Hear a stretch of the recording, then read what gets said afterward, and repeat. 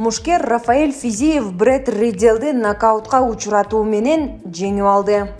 Мушкер Рафаэль Физиев UFC Vegas 44 турниринде Жаңы Зеландиялык атаандашы Бред Ридделди нокаутка учуратуу менен жеңип алды. Бул тууралуу чет элдик спорт басылмалары жарыялады. Беттешкече 4 декабрдан 5 декабрга караган түнү АКШнын Лас-Вегас штатында болуп өткөн. Анын алкагында Рафаэль Физиев Жаңы Зеландиялык Бред Риддел менен күч сынашты. Беттештин 3 бөлүгүндө Физиев атаандашына бут менен сокку узатып, анын натыйжасында нокаутка учуратуу менен жеңишке жетти. Бул анын катары менен 5-чи жеңиши. Эске салсак, Рафаэль Физиев бир канча убакыт мурун мындан ары Кыргыз өлкөсүнүн атынан мелдештерге катышпай турганын жарыялаган. Ал Бред Риддел менен болгон беттешке Кыргыз өлкөсүнүн желегисиз чыкты. Булак супер чекиткейчи. Атасы түрмөдө, балдары депутат. Пендебиз да өз элине карата кылган кылмыштары тоо болуп үйүлүп жатса да, кээде туруп Атамбаевка боорумду ачып кетет. Ал жөнүндө жазып алып, бирөөнүн жамандыгынын үстүнөн табалагандай иш кылып, Кудайдын алдында күнөөгө баткан жокмунбу деп ойлоп калам. Бирок жазбай койгонго да болбойт да. Баарыбыз эле кош көңүл карап, алаканыбыз менен оозубузду басып отура берсек, анда өлкөдөгү уурулар менен таза адамдардын ортосундагы айырма жок болуп калбайбы? Мен Атамбаевга кайнасам каным кошулбаган бир чужой адаммын. Ал эми Атамбаевди өзүнүн канынан жаралган кара чечекей балдары атасын аябай жатышпайбы? Атасы түрмөдө саргайып жатса, балдарынын бири парламентте, экинчиси шаар мэриясында депутат болуп чалкалап отурушканы, кычыраган машиналарда кызматка келип кетишкендери Кудайга да жакпайт. Кыргыздын салтына, жөнөкөй эле адамгерчиликке жатпайт. Депутаттыкты кое турушса болмок. Андан көрө ата мамлекеттен уурдаганыңарды кайтаралы. Акчаны биз табабыз, карып калдыңыз, сизди биз багабыз деген сыяктуу сөздөрүн айтышып, атасынын абактан чыгышына жардам беришпейби? Кылган кылмыштарынын көлөмү боюнча акыйкат соттоло турган болсо, Атамбаев бул жашоодо эркиндикке чыкпаш керек. Уурдап топтогон акчалары болсо жалаң арам иштерге чачылып жатат. 2019-жылы Анги сарайда 500дөй жугундукорлорду 2 ай багыш үчүн канча акча сарпталышы эсеп билген ар бир адамга белгилүү болуш керек. Андан кийин деле митингдер, тополоңдор уюштурулуп жатат. Азыркы күнгө чейин Атамбаевка боштондук дешип жүрүшкөндөр бекерге чыгып да сүйлөп да болуптур. Али Токтокунов окшогон журналисттерди, Азаттыкты, Атамбаевди колдогон кээ бир саясатчыларды сайратыш үчүн да оңор бале акча кетпейт. Мына топтогон акчасын жалаң жамандыкка сапырып түгөткөнчө мамлекетке төгүп берип, кыргыз элинин оозунун учу менен болсо да кечирим сурап койсо, кошумчасына бузукулук иштеримди токтотуп, үйүмдө пысып отурамын деп бийликке сөз берсе, мүмкүн азыр эркиндикте жүрөт беле. Эмнеси болсо да адамбыз, түшүнөт болчубуз. Эми минтип балдары аябай жатса, анда эле бизге Кудай жол ачып жатпайбы, сүйлөй бергиле деп. Канткен күндө да атасы түрмөдө отурганда, балдары парламенттин жумшак креслосын эңсебей, жөнөкөй болуп турушса жакшы болмок. Шамурза Бөрүкулов.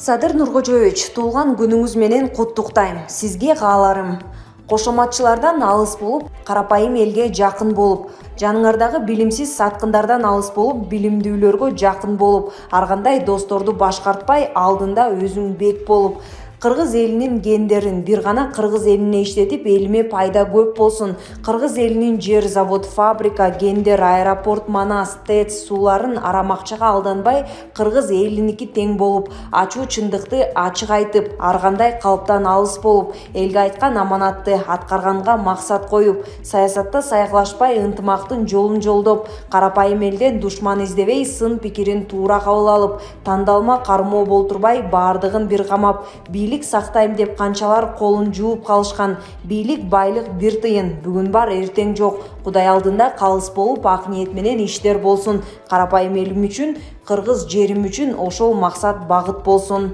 Нурлан Сабырбек уулу. Сатыбалдиев Курманбек Бакиевдин экс башкы прокурору. Анын тушунда адам өлтүрүлүп, иттей көмүлгөн. Карамушкина Сатыбалдиевдин жеңиши тууралуу.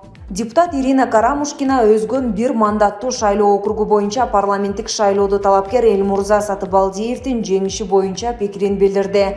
Коркок, кекчил бийлик, Бакиевдердин тобуда дээрлик баары чогулуп калды. Элмурза Сатыбалдиев Курманбек Бакиевдин экс башкы прокурору. Анын тушунда Медет Садыркулов өрттөлүп, Журналисттер Алишер Саипов, Геннадий Павлюк өлтүрүлүп, итке окшоп көмүлгөн. Жусупжан Жээнбековдун уулунда баласын бала бакчага алып баргандан кийин өлтүрүп кетишти. Анан бир да иштин бетин ачкан жок.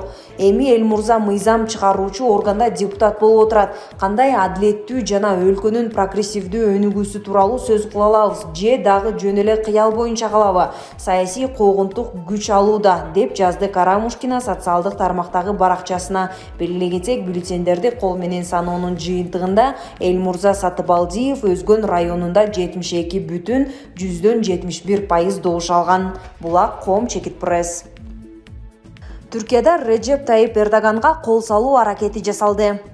Түркиянын Siirt шаарында президент Реджеп Тайип Эрдогандын митинги өтүп жаткан жерде атайын орнотулган жардыргыч зат табылды. Бул тууралуу түрк басылмалары жазып чыкты. Маалыматка караганда, митингге коопсуздукту камсыздаган полиция кызматкерлеринин биринин унаасынын алдына алыстан башкарылуучу жардыргыч зат орнотулган. Өлкөнүн коопсуздук күчтөрү жардыргыч затты убагында аныктап, жок кылууга жетишкен. Учурда полиция кызматы окуянын чоо жайын иликтеп, өлкө башчынын өмүрүнө кол салууга издеп жатканы маалымдалды. Белгилей кетсек, Siirt Түркиянын түштүк-чыгышында жайгашкан шаар. Президент Эрдоган бул шаарга өзүнүн тарапташтарынын алдына чыгып сүйлөө үчүн келген. Булак Супер Чекит Кейджи. Назарбаев өзүнүн эң чоң катасын мойнунга алды. Казакстандын биринчи президенти Нурсултан Назарбаев мурдагы күйөө баласы Рахат Алиев боюнча пикирин айтты. Бул тууралуу Спутник Казакстан агенттиги жазды. Мурдагы күйөө баласы маркум Рахат Алиевдин жогорку кызматка дайындалышы чоң ката болгонун Назарбаев белгилүү режиссер Оливер Стоундун Kazakh History of the Golden Man аттуу даректүү тасмасында айтты. Ал финансы полициясынын башына туруп алып, кызматынан кыянаттык менен пайдаланды. Бизнести кысып, акча алып турган. Бир учурда ага токтот деп эскертүү бергем. Элестетип көрсөңөр, менин күйөө балам 3 неберемдин атасы, мага кызым, неберелерим күйөө баламдын атасы болуп чогулуп келишти. Ал кылмышкер болсо мен эмне кыла алмак элем деп айткам, деди Назарбаев. Андан соң Оливер Стоун бул тууралуу Дарига Назарбаева сүйлөшкүсү келбей койгонун айтып, эл башынын өзүнө канчалык оор болгонун сурады. Аябай кыйналдым, мындай эле бирөө болсо бир жөн.